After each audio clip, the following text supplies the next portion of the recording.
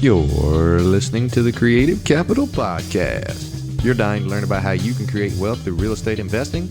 Then you come to the right place. Join in every week as we go over the ins and outs of real estate investing and learn how you too can become financially free. What's going on, everybody? This is Josh Ferrari, host of the Creative Capital Podcast, and we have got a very, very interesting episode for you guys today. I was sincerely piqued. My interest was into this because I have been considering, obviously I'm in multifamily syndication and I'm definitely wanting to stay in that. I'm definitely wanting to scale that. Eventually I'm going to want a little bit of diversification. And I've always been very intrigued by self-storage. And so today we've got Joshua Collins with us, and he is a self-storage like whiz. It's amazing the things that he's been able to accomplish by investing into self-storage and just kind of organically growing. He didn't really have a mentor per se, and he's kind of been using a lot of his own money to do this. He's not really syndicating. So it's kind of crazy that just him and his wife have grown the business to where they are today, and all of the new ideas that he has, and the fact that he is able to make these creative strategies to where he is able to force this cash flow from day one. It's phenomenal, and he is a fantastic guy, and he gives a lot of great tips on not only the cash flow side of it, but definitely some creative strategies as far as with self-storage. Like a little tidbit, he says that he used a small business loan to actually fund his most recent self-storage development. Who knew that was even an option? I didn't. I had no idea that you could do that. And so that is definitely something that I will consider researching further from now on, because you're always wanting to look and see what the newest, best, hottest options are, especially as far as financing. Because if you can get larger leverage, the deal can just be, you can squeeze that much more juice out of the deal. So by all means, episode's great. Josh is phenomenal. So glad we were able to get him on. So without further ado, we're going to jump right into the show. Hey, what's going on, Josh? It's good to have you out on the show. Thanks, Josh. Yeah, pleasure to be here. Yeah, it's interesting to say my name as as like, hey, how are you doing? And then to hear it on the back end. Yeah, so super stoked about this particular episode because I have been kind of maybe a little bit interested in potentially getting into self-storage, maybe in further years down the road, kind of as a little bit of diversification. But I don't know that I've ever actually talked to someone kind of one-on-one and got the lowdown on self-storage. But before we just jump into that, for the listeners out there that maybe don't really know who you are and what you do, tell us a little bit about yourself. I grew up in Green Bay, Wisconsin, and now I live in Woodbury, Minnesota, which is a suburb of St. Paul, Minnesota, the Twin Cities. And so therefore I am a Packer fan and a Twins fan, and I like to mountain bike. And so now that we got the boring stuff out of the way, the self-storage game here started with me so I'm a civil engineer working for a consulting firm. All along, sort of my goal was to retire at 55. It dawned on me that if I retire at 55, a 401k doesn't really help me. And so, I kind of started thinking, holy cow, I need to do something a little different if I'm going to reach that goal. And so that's kind of when we decided to start a railroad construction company. So we built and maintained railroad tracks. Well, we did that, killed ourselves for 4 years, which doesn't sound very long. Man, it was the longest 4 years of my life. And it was great and horrible at the same time. We ended up selling that, and we got a bit of a windfall. And we basically said, what should we do with this money? And we decided to go into self-storage. Yeah. Okay, there's a few things there. First of all, you went into this construction business, and I totally get what you're saying with it was only 4 years, but it was like the longest 4 years of your life. That's like the same scenario I'm in now with just working the W-2 job, being in real estate for the last three and a half years. It has been the longest three and a half years ever, because it's like, okay, going to get out of the W-2. It's going to happen soon. Yeah, soon. And then it just keeps getting delayed. So I totally resonate with that. But I wanted to, I guess, unpack what that transition was like. You had this construction company, you decided you were going to start your own construction company, first of all. So you're now this business owner, entrepreneur. And then you said, okay, we're going to sell this and we're going to buy self-storage.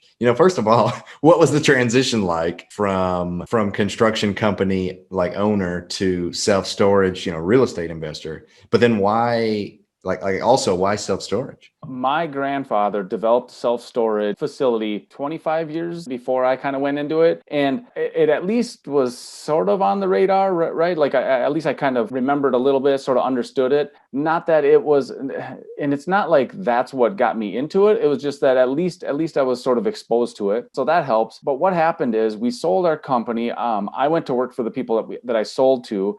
And the wonderful part was that, we're left with a windfall of, a few $100,000, which, that's a nice head start that I realize most folks don't have.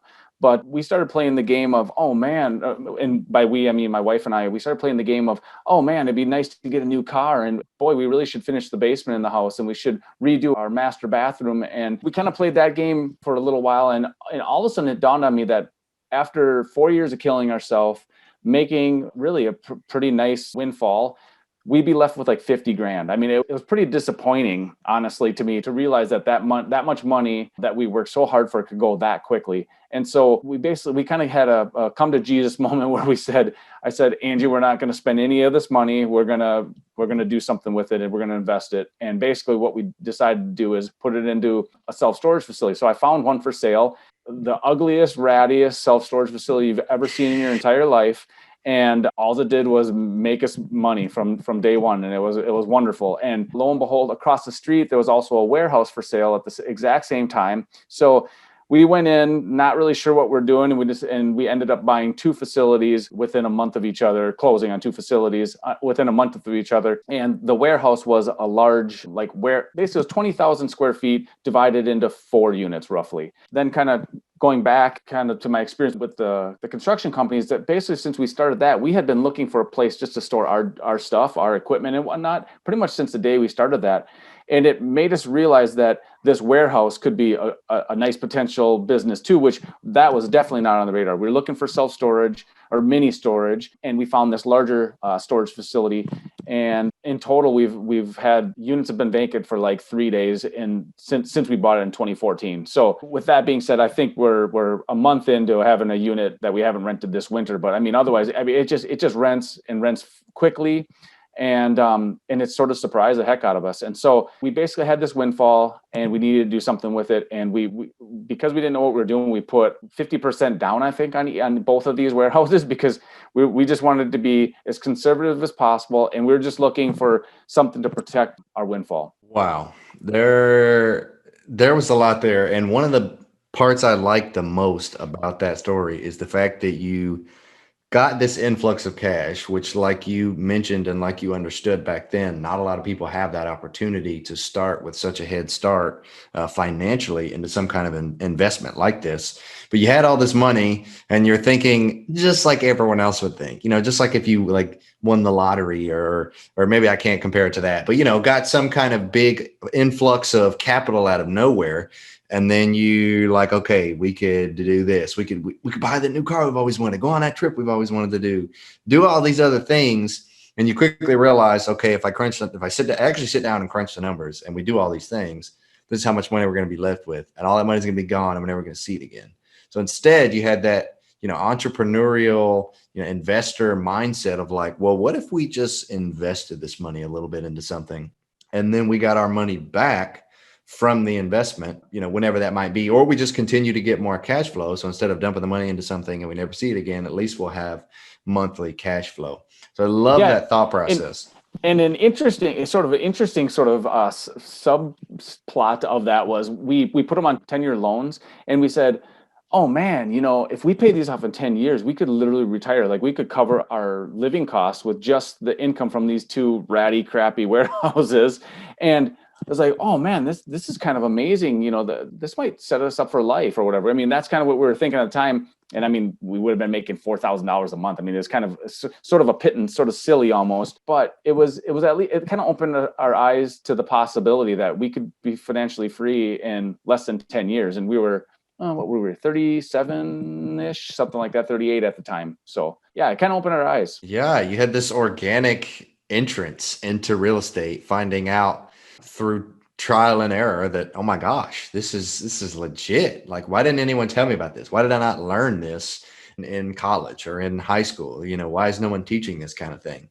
And that's really powerful. And that's something that I guess I want everyone to kind of pull out from that. Biggest takeaway is just that when you're getting ready, or when you get a lump sum of cash, or even if you don't get a lump sum of cash, just to think before you just go act and spend and do stuff that you've always wanted to do because now you got the money, or because whatever. Think about what the consequences would be, the pros and the cons, and then figuring out maybe what the best strategy would be for you specifically. And you quickly found out what that was.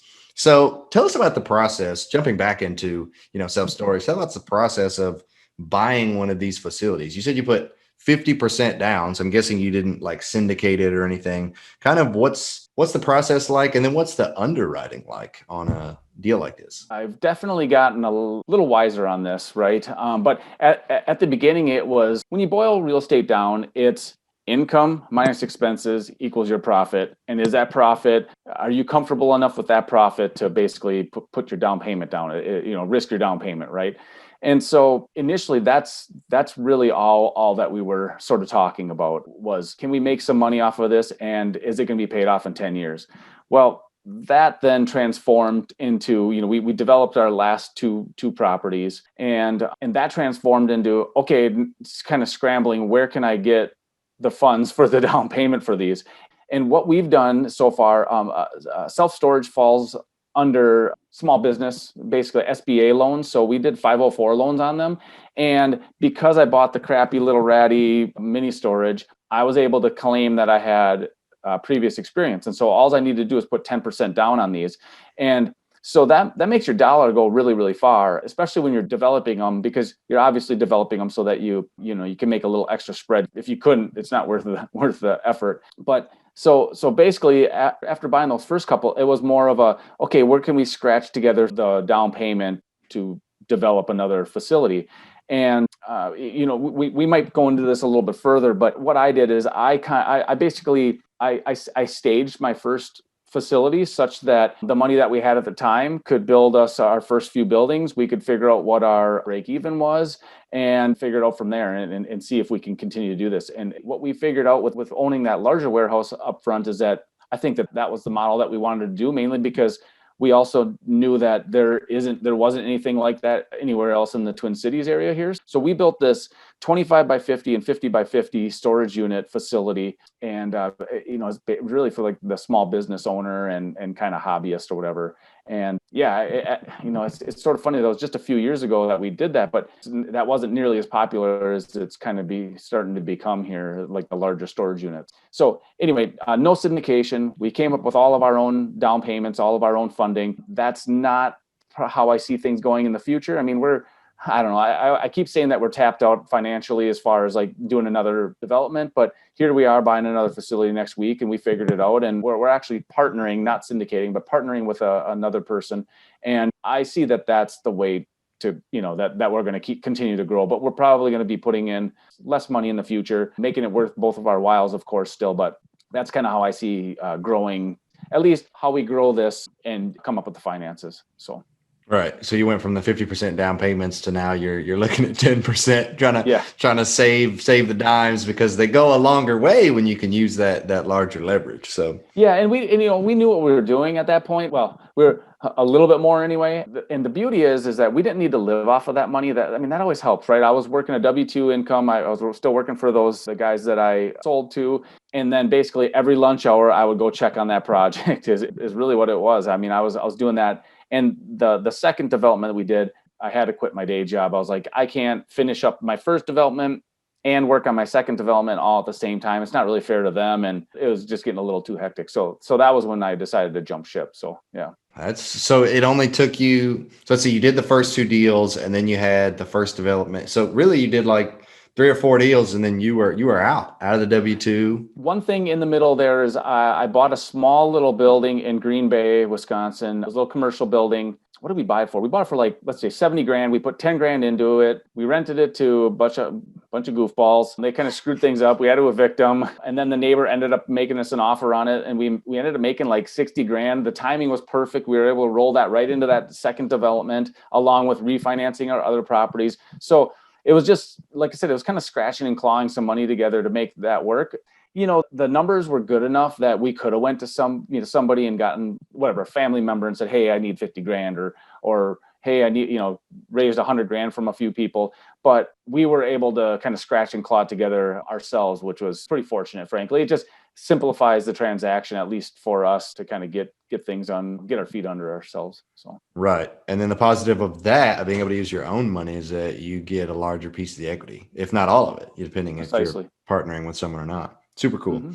So let's talk about the markets for these. I mean, how on earth, I know me being a multifamily syndicator, I know how I'm looking at different statistics and economic factors and all kinds of different things as far as what market I'm going to choose to invest in. But I feel like with self-storage, it would be largely different. But what do I know? So how are you picking your markets? So there's kind of two answers to this. So mini storage, which is sort of your traditional self-storage that everybody's really familiar with now, those guys are just going off of, it's a pretty hard number of maximum of 7 square feet per person in a 3-mile radius. So if there's 10,000 people in a 3-mile radius, it should be 70,000 square feet worth of self-storage in that area, right? And so that's really the easy number. Now that's a little more of either a city or maybe a suburb number. Now, if you get out beyond those, like in an exurb, like you're just outside of town, that draw area now all of a sudden becomes a little bigger, and that's kind of where it's more of an art than a science, right? But that's kind of the number they use.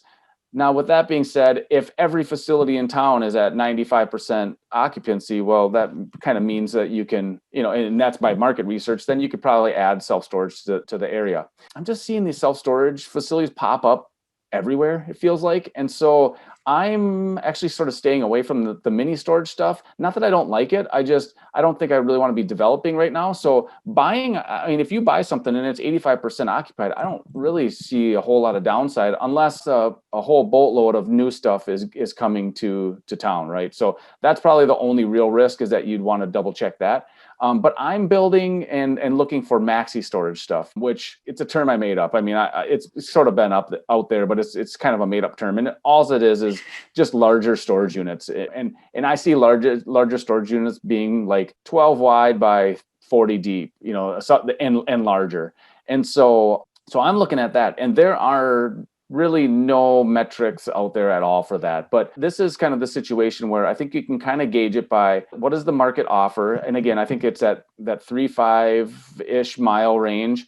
And how full are they? If there is anything else. If there isn't anything else, there's a pretty good chance that you can build it and fill it. And so what we did is, my metrics at the time were, I've been looking for 8 years now for places to put my construction equipment. I haven't been able to find it. I'm assuming that other contractors are also having the same dilemma. So we built it knowing that we might only build one out of these 5 buildings and we might have to call it quits. But at least if we do that, we'll basically break even and no harm, no foul. Well, our second facility we built that because we had been getting so many calls from people that had RVs and boats, and also business owners that wanted something a little smaller than what we were offering. And so guess what we did? We built something a little bit smaller, and we basically build them, fill them. It's gone pretty quick. So that's really been my market research, is that, we've just kind of done it. But if somebody was out there and they really wanted to sort of test what the market is, you put an ad on Craigslist and make a phantom business and just see what kind of emails you get back. I don't love defrauding people, but at the same time, it's free and easy market research, and that, along with driving around town and seeing what's out there, I think you can go a long way to figuring out what kind of market's out there. And I think most people will be surprised. I'm surprised. I know we've even had this discussion previous to this interview, just talking on the phone about getting into the larger size things, but just hearing you say it again, it's like so many new ideas and thoughts are, entering my head. And it's like, do I want to get into that? I don't know, man. I probably need to stay niched into multifamily now, but that's so interesting. Larger, boats and RVs. I'm down here in Mobile. And so there are so many mobile home parks and RV parks, and obviously right here by the freaking ocean. So there's tons of tons of boats everywhere. And I'm sure that people will probably be chomping at the bit to have some kind of storage place for that. Now, give us some of the numbers of what that might look like. I mean, obviously you might not have detailed metrics or give exacts, but estimations. If you built this 50 unit or 50 space park with all these spaces for this kind of stuff, depending on the size, or does it depend on the size? I'm so scatterbrained right now. I'm so interested in in what just happened. Does it depend on the size, depending on what rent you can get? So I live in Minnesota, so winters are obviously something that people think about. And so what we did is we built heated and then non-heated, but all our first facility. And so what we started off charging, prices have gone up, but I want to say we started at like 45 cents a square foot per month. And the spaces are 1,250 and 2,500 square feet. So anyway, that's the unheated, and then the heated was about 65 cents a square foot. So what is that, about 50% more for the heated spaces, and they're heated and insulated and whatnot. And so I guess for the people that are kind of thinking about mini storage and self storage, the one thing that you kind of have to concern yourself about when you're looking at the maxi storage is you have to be able to build them pretty cheap, because that 45 cents a square foot and 65 cents a square foot isn't really it's not enough if you're paying a bunch of money for land and you have to put up like a brick facade building or tip up concrete or something, like a more expensive construction method. So that's really the big thing that I'm looking for, is that, can I build it cheap? And is it close enough to a metro where somebody's going to be able to drive to me and use my facility? But as far as like financials, the biggest thing for me was, and it's really going to be different depending on construction costs, and it's going to be different based on land costs, right? But the biggest thing for me that I've been kind of searching for, or that I like to look for and search for, is something that already has some income in place. And all of our facilities have had like another building on the premises that has helped, sort of pay some of our carrying costs while we're getting ready to develop. So that's been helpful. Okay, so now that you're getting into this maxi storage space, I know you talked previously about not really having raised any money, kind of scraping it together yourself. You're trying to keep all the equity. Moving into these larger units, I guess you could say, are you trying to raise money now? Like, are you trying to follow the syndication model? Are you trying to just partner with people? What does it look like for you? It's really interesting. You put yourself out there. You're kind of annoying, or I'm kind of annoying. I tell as many people as I can about it. And at the end of the day, you have some friends and some family that say, "Oh yeah, I'd really like to invest with you." And then you approach them, and that have $10,000-$15,000, and you not that's not a lot of money, because it really is. It's hard to make that work. And so effectively, what I'm partnering on this new property, and basically he's coming up with 50% and I'm coming up with 50%. And it's just so much of an easier negotiation and discussion when it's just one other person. And not that syndication doesn't work, because the GPs can pretty much dictate all the terms, right? But this was a fun process, getting my feet wet, having a partner. And I really, and for this first one, I really wanted to go in with somebody that was really just all in. Like, here's my money. I'm trusting that you're going to do this right, and we're going to do this together. I mean, I have the experience. There's really no question there. It just, hey, we kind of got to get through some of these ups and downs together. And you have to have an investor partner and an investing partner that is willing to accept the ups and downs. I mean, we had to go to a phase 2 on this next one, and it cost us an extra 10 grand. And, you kind of have to, if you're partnering with somebody, you have to know if that partner is going to kind of freak out over 10 grand, or if that's going to just be part of the equation, And so right. I kind of lucked out in that when the going got tough, he was all for it. So. Yeah, I love that. Finding the right partner, man. We could do like a 2-hour show on just finding the right partner. You probably could. Yeah, you probably could. Right. Oh, man. So, okay. I know we wanted to discuss quote unquote forcing cash flow in these types of investments. So give me the lowdown of how one forces cash flow from these types of assets from day one. And then what does that really mean, force? So I think a good place to start is when you start a construction project, you should know what your break even is. Now, does your break even come at building your seventh building and you're $4 million into a property? Or can you get to a break even with like one building, and if that doesn't rent, you can just completely scrap the entire rest of the project? Sure, a bank is kind of, they lend you like for our property, they lent me $2 million, and I bought the property pretty cheap. I built my first building. I'm in for 500 grand, and you kind of have to be bold enough to say, listen, bank, if this doesn't go the way that I planned, I'm going to go with this $500,000 loan, and you're going to have to keep the rest of it. And that's kind of hard, because I think a lot of people kind of get out over their skis a little bit, and they're like, no, we're going to build the whole thing. The people will come. And that was kind of my mentality on my first project, is I'm just going to build one building, see if we can rent this silly thing, and get to my break even. And frankly, I was able to rent that up before I even had the first building built. And so all I was into it for was the land, the grading, the engineering,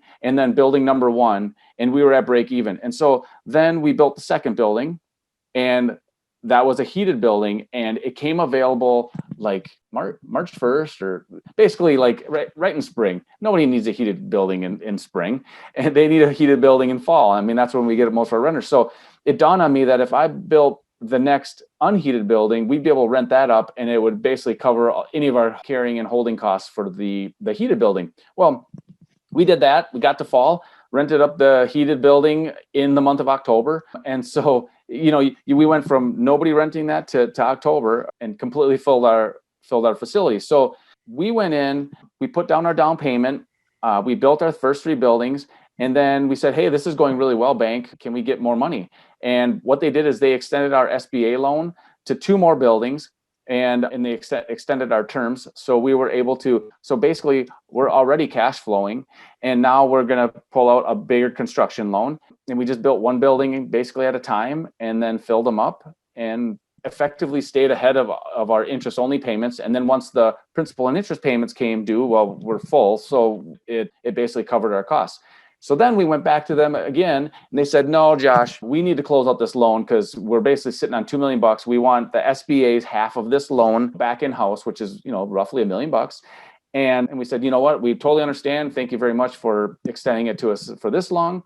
So then immediately at close, we basically went back to them, and we started the process for getting additional extension of the SBA loan for additions on that. And again, I mean, this whole time I quit my job before we were doing the addition. So this was already helping cover our living expenses and whatnot. So effectively we built it in phases, and we built it such that we knew what our break even was, and we were willing to pull the plug at any time if we just didn't think that this was really going to go. And so we were really never getting too far out over our skis. So would you say, when it comes to self-storage, that you would have to buy or build something, like build a new development, in order to be able to force cash flow from day one? Or could it be a pre-existing building? No. So this property that we're buying, it's a marine services company. And so they have a big outdoor storage area, which we think is gonna just kill it in the future. Well, on day one, we're buying it, we're moving into zero income from that. Basically, we're getting a little bit of money from the sellers for that, but we're moving into that, which is a zero, and potentially it could be 15 grand a month that we could be stepping into once we fill it up. But what we're doing is we're leasing back a lot of the property to the current owners. And so even on that, even on an existing facility, you can either do lease backs, or you step into an existing facility that is already full, and you can start making money from day one. And we actually have an interest only period, because we knew that we were going to have a little bit of time where we're not going to be able to fill that outdoor storage area. And so we kind of wanted as much buffer as possible. Well, it turns out as we step into this facility, we're already going to be cash flowing pretty pretty decently. I mean, there's definitely some upside, but we're going to be cash flowing right away because of these lease backs and how we sort of staged getting some of the buildings back from the lease back. And so, I mean, I'm fully expecting that's going to cash flow from day one because we're going to have this interest only period. And then after that's done in 12 months, we should have things pretty well stabilized, at least adequately enough to more than cover our payments. So I really can't stress enough how important it is to figure out how you're going to step into a facility and how you're going to bridge that gap if it's not cash flowing from day one. Well, a little story. So we have a neighbor at our second facility that we built, and they bought a property and they built a brand new self-storage facility, but they built all 6 or 7 buildings all at once.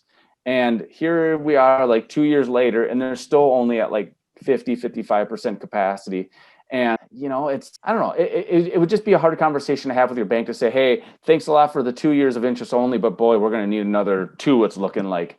And so if you build it in stages, build it small, start small, fill it. It seems to me that that conversation with banks either potentially goes away or is a lot easier. I love how creative you've gotten in your like career or investing journey, you could say, in self-storage specifically. You went from the getting out of this W-2 life that was all you knew, working hard, slaving away, creating your own business from scratch, and then selling it and being like, okay, now we got money. What do we do? And then you said, okay, well, we'll just buy this self-storage facility. Grandfather's done it before. We could do it. And so you buy that, and then there's one across the street. Oh, maybe we'll buy another one. You buy another one.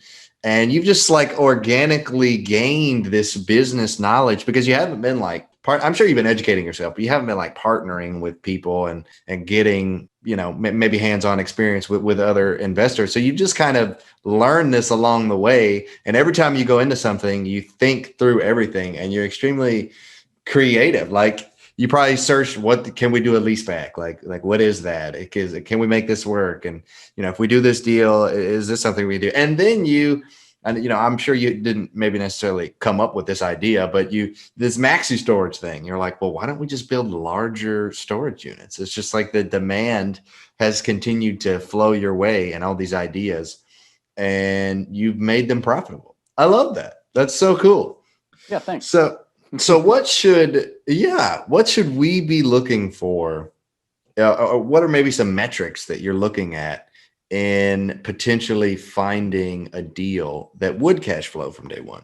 Well, I'll give you some of my truly hard-earned secrets here. So first and foremost, I was actually just looking at another facility with a friend of mine, and it was an owner. They're looking to sell the building, and he was going to take the building and retrofit it with self-storage. And I said, and the current owners that are in the building, they need to downsize, and so they're going to then look for a smaller location. I said, well, why do they need to move? Why don't you just give them half of their warehouse and you just slowly build mini storage into it, and you just keep them? I mean, that you just cash flow right there. And sure, your mini storage might be smaller than what you kind of hope initially, but a big reason why we really like these large maxi storage units is that instead of having 400 storage units at our facility, we have 70. And these are, that when they're $600 to $1,500 a month, you're kind of getting a little different clientele anyway. And so why not rent that space out to a business and then slowly do the self-storage thing? Like I just look at it like cash flow is cash flow is cash flow. And so, why be picky when you can basically just let somebody stay where they're at and make a little bit of money. And even our second facility that we developed, there was an office building on site, and lo and behold, they wanted to stay there, and we're like, wonderful, yeah, we'd love to have you, because we weren't going to use the office building, and it was a damn shame because the office building is beautiful, and we were worried that we were just going to have to tear it down to put up another building. And lo and behold, we've been able to kind of keep it rented. And yeah, I'd like to keep it there, frankly. So simplicity. I love it. My tips and secrets right now, what I'm looking for. I don't really have any metrics other than I'm really looking for stuff with outdoor storage. So the trouble is, it's hard to find outdoor storage. And the trouble is that for you to kind of take advantage of finding something that you can do a little bit of value add, is that almost can't be outdoor storage there now. And so basically what you're doing is you buy a existing facility with a 2-acre vacant lot that you could easily convert into outdoor storage. And so that's the sort of stuff that I'm really looking for. I know here in the Twin Cities, like everywhere I go, I'm looking for this, and it's almost impossible to find. Like nobody wants to allow outdoor storage in their city anymore. And so I'm looking for the stuff that is existing, that there's outdoor storage that you could do, because it's just becoming so hard to zone for. So like if you can find an existing facility that has like a little bit of outdoor storage, likely you can keep that going, but you can kind of promote that a lot more and I think do really, really well. So that's really what I'm looking for. And actually a property that I invested in through this self-storage investigators group that I'm a part of in Punta Gorda, Florida. It's just an outdoor RV and boat storage facility, and it's amazing. I mean, like it's just becoming so hard to find places for people to park their large toys, and so that's really what I'm looking for. And because there aren't really any metrics, I think that kind of opens up an opportunity for you to make a deal, because anybody that's doing it is probably not charging enough, and that provides opportunity for somebody that can uncover a deal or convince somebody to sell to them. Yeah, I actually had a conversation with a guy. Oh shoot, it was probably 6 or so months ago at this point. But him and his partner were actually into self storage, and I think he was actually down here in Mobile, somewhere kind of in the Gulf area. Maybe it was over in Pensacola, but anyhow, he had this facility that, like you said, was outdoor storage. And the neat thing that he was telling me about it was obviously like kind of what you're doing as far as RV parks or not parks, but RVs and boats and that kind of thing. But he actually had the local news channel or whoever, the local news people, park all of their news vehicles in his facility, because his facility was like perfectly centered in the surrounding area that they encapsulated for the news channels. Anytime they needed to go out, like, the cars or the trucks with the big like antennas on the top or whatever, they wanted to park all that stuff somewhere. And so they parked it there. And because it was like the news channel, like this big company or whatever, they paid a premium. I mean, let's say he was normally charging, like what you're saying, $1,200, $1,500 per storage unit. Well, they took up like 4 or 5 of his buildings, and they were like, we'll just give you like 10 or 15 grand a month. Like, we just need somewhere. And the spot was so perfect. Like, they wanted to pay the premium to make sure that they were going to get it. And I was like, that is just so niche and unique and creative. Like, who would have thought of something like that? It was crazy. And that story is not unique by any stretch of the imagination. When you have some of these properties, what's cheaper, to go rent some storage to park trucks, or to go buy a whole new facility or news station, right? I mean, like that's not really reasonable. And so to find somewhere to be able to store this stuff it's so much more affordable for the user, and it can really be quite a nice return for the owner. So love it. It's just making me love this niche that much more. You know what I mean? So, okay, kind of wrapping it all up, how do you see you scaling in the next year or so? What's kind of your business plan, and what are maybe some goals that you have for this year? A big thing for us is hiring an employee. We're kind of at the point where, I think this COVID stuff has really accentuated the point in that our kids are home a lot, right? And so my wife is busier than she normally would be, she does the books and kind of takes care of late notices, that sort of stuff.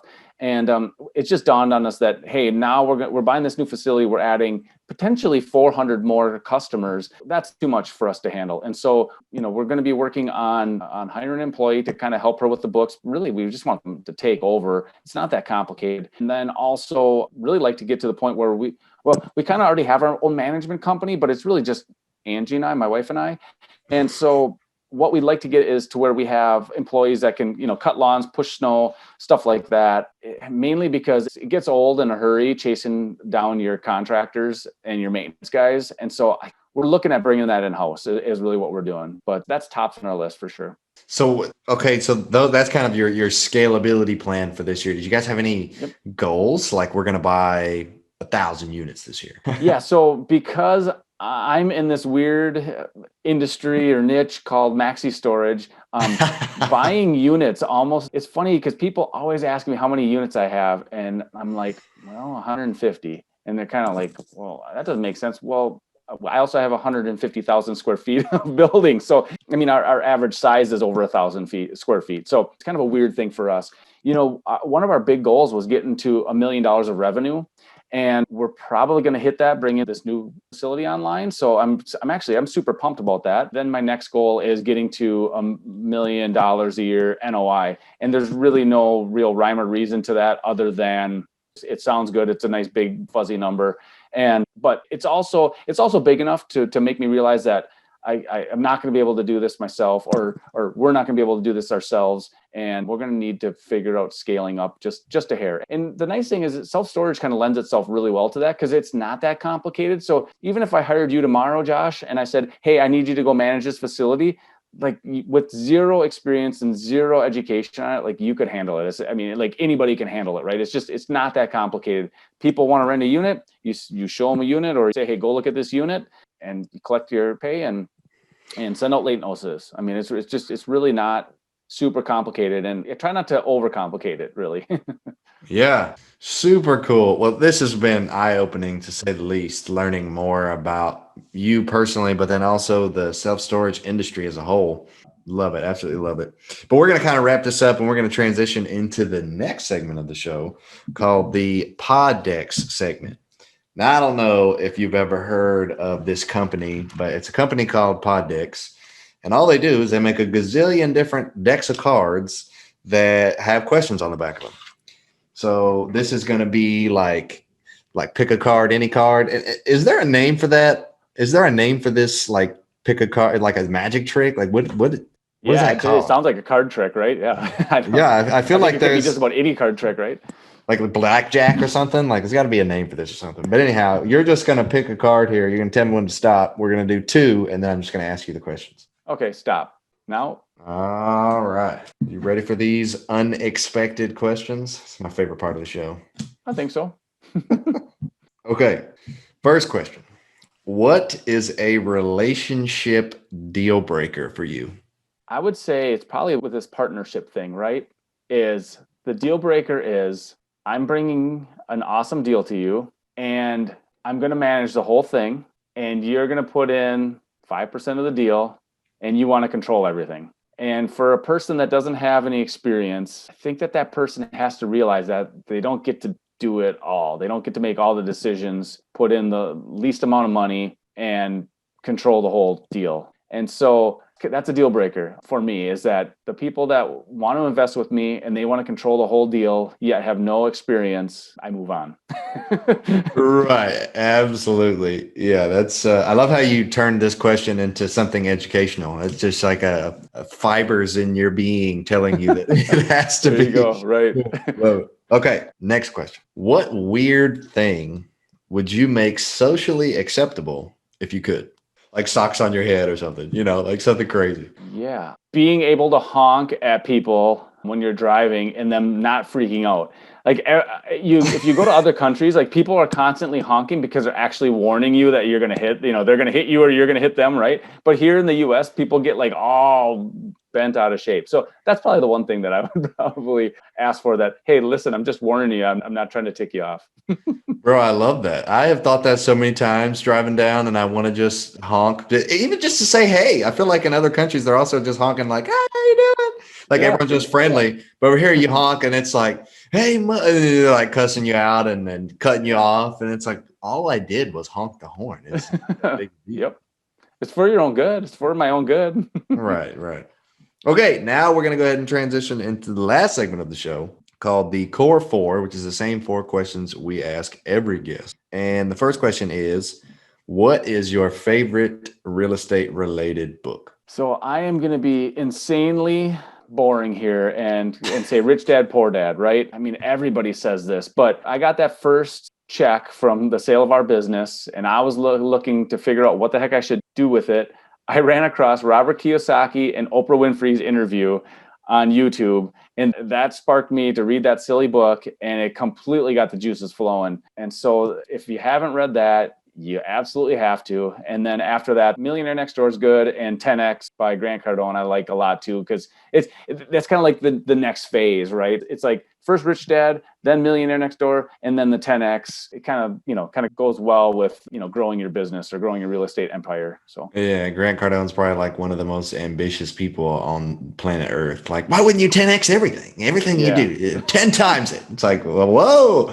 I don't even know if that's possible for most people, but he believes it and he preaches it. Yeah, Okay. I would love to come on again and have a chat with you, Josh, here about Grant Cardone and like what he does and how he can make any money because he's buying these slim deals and stuff. But I put a lot of thought into it, and there's some really interesting stuff behind that, and how he can do it. And it actually makes a lot of sense, even though he's buying slim deals, which I would never recommend to anybody else almost. Yeah. Anyways, there's a lot in there. There's a lot to unpack. And he's an interesting dude. I understand why he's polarizing, but he's an interesting dude. Wow. I was not expecting that. Yeah. For there to be some extra tidbits in there about for sure. Mr. Cardone. Okay. Next question. What do you think your unique skill is that helped you become successful? I've kind of thought long and hard on this and really throughout my life. And I wonder, at first I thought, you know what, I think it's actually experience, which is sort of silly, but it's a skill you build. But at the end of the day, well, it is experience, but I think it's my quick decision making. And so it's like I'll just gorge on education as much as I possibly can. But as soon as I kind of have all the facts together, I am absolutely ready to go. And I absolutely drive my wife nuts. But when I've made my mind up, it's go time. And I would say that that's probably the skill that's gotten me the furthest here.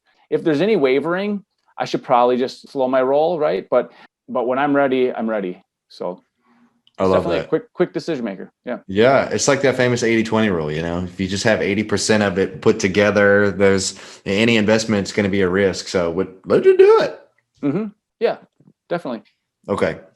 Tell me something that's true about real estate that almost nobody agrees with you on. When people talk about real estate invest, at least lately, I think in probably 05, 06, that people were talking only about appreciation, right? And now people are only talking about cash flow. And I really think that people sort of are ignoring the principal pay down and time horizon. Like basically, I think people are just completely ignoring that could be a huge ass, excuse my language, return. Because, I'm looking at our facilities, we put 10% down, which probably sounds ridiculous to a lot of people. And it's cash flowing really nicely. But the crazy thing is that the principal pay down is almost equal to the cash flow that it's giving me. And that, I don't know, I just know that when I was working my W-2, there's absolutely no way, shape, or form that I could save that much money in a 401k. And so I feel like you have this principal pay down is kind of this like behind the scenes savings account that is going to pleasantly surprise you 20 years from now. And that kind of comes around to this time horizon part too, is that I'm kind of more of the buy and hold mentality. I know it doesn't sound like it, but I was really selling off my lesser assets because I knew that I could multiply it with these better assets. And I'm really not seeing us selling unless we just sell it to go completely passive. That would really be my only motivation for doing that. But yeah, I think principal pay down and, then the time horizon that goes with that is sort of the secret sauce that nobody's talking about. Yeah, I love that. All right. What one piece of advice would you give to our listeners wanting to succeed in real estate investing? It's got to be getting going, right? And what you have to do is you have to find something with so little downside that there's no reason not to buy it and just buy it. And frankly, worry about your ROI later. Just find something that you can break even, make a few bucks, and don't look back. I think so many people get really caught up on, how much absolute bottom line money they can make. And I think it really comes down to, getting that first property under your belt. And that starts with just making sure that you're buying something that has almost no downside and going with it. Absolutely. I don't think I'd be where I am today if I didn't just take action and buy our first fourplex. Like that experience you gain from that first deal, most of the time it's not really going to make you money. Like it's good. It's great if you make some money or if you break even.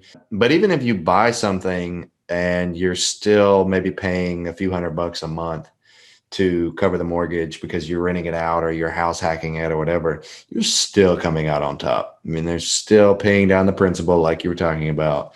And the experience you gain from it will give you like the courage and the strength to do the next one. Mm-hmm. So yeah, one isn't going to make or break you. Let's say the first one you buy goes perfectly. You make 50 grand in 2 years. I'm really sorry to say, but 50 grand is not really going to change your life one way or the other. But you figured that process out and now you can buy 10 of those. Now 500 grand, that changes that changes my life. I don't know about you, but that's the valuable lesson there is that, then you get to do it a number of times. Yeah, absolutely. Okay, Josh, if anybody wants to learn more about you and your business, how can people get in touch with you? Yeah, so shoot, they're welcome to email me at borderproperties border@yahoo.com, and that's BORDER. You can follow me on Facebook. I'm Joshua Collins. I live in Woodbury, Minnesota. I always struggle to figure out who how do you find the appropriate one? But yeah, I'm the guy with a bunch of storage facilities. I think you'll see that on there. And I like to post about my self-storage stuff. My wife does a good job of posting our kids' stuff. So I kind of stick to the garages and storage stuff. So yeah. Yeah, I love that. Okay. Yeah, so if anyone's looking to get in any kind of self-storage or have any questions, feel free to reach out to Josh and he could probably help you. Who knows? Maybe you'll get some partners from this. That'd be great. Yeah. I'm pretty willing to help wherever I can. So yeah, definitely reach out if you have any questions. Right. Love it. Okay, man. Well, hey, I extremely appreciate you coming out here and taking the time to be on the show, because I know that if no one else learned anything, I learned something from this. So, I learned that I am probably going to be doing some more research on self-storage. You should. I think it fits really nicely hand in hand with multifamily, frankly. I probably don't know enough. Well, I haven't done enough networking to go buy multifamily, mainly because I've been pleasantly surprised and plenty happy with the self-storage. But I think that those two assets go perfectly hand in hand if you can own both, frankly. So yeah, you should give her a shot. All right, man. Well, I guess we will see you later. Real good, Josh. Yeah. Pleasure talking with you. Take care. All right. Guys, that was great. I thoroughly enjoyed having Josh on the show. He gave so many good tips and bits of information. And what did you guys think about the whole honking situation? Because I resonate with that strongly, where you're driving down the road and someone honks at you, and it's almost like our instinct as Americans to get angry. But then when I'm trying to honk at someone else, whether it's to say hey or to legitimately warn them that something's happening, and then everyone gets mad, and no one knows, especially if you're in like traffic, no one knows who you're honking at. They just hear you honk and they're like, oh, that guy's rude. And everyone just thinks it's so negative. If we could change that social aspect, I love that he brought that up. I would definitely do that. Well, that's all I got for you guys today. I hope you enjoyed the show. I know I did. I got a ton out of that. I'll probably be going back and listening to it again. But yeah, that's all I got. If you guys are interested in anything that we're doing as far as multifamily syndication goes, if you're looking for deals, definitely subscribe to our show. Leave a rating and review, guys. Ratings and reviews on iTunes have been massive for us. We begin to see us kind of actually start ranking and scaling in the podcast index there on iTunes, so that when people search for all these different creative ways to make money in real estate, they're actually able to find us, and they're able to get this knowledge and put it into practice. I think a lot of people, after hearing my voice and hearing the voice and now videos, we're actually about to introduce videos, or I think we already have introduced videos. So guys, feel free to go check out our YouTube channel and watch these shows on YouTube. See us actually live giving the interview. Maybe you'll get even more out of that if you're actually able to see it on video and see us personally. So that's all I got for you guys today. This is Josh Ferraro signing off.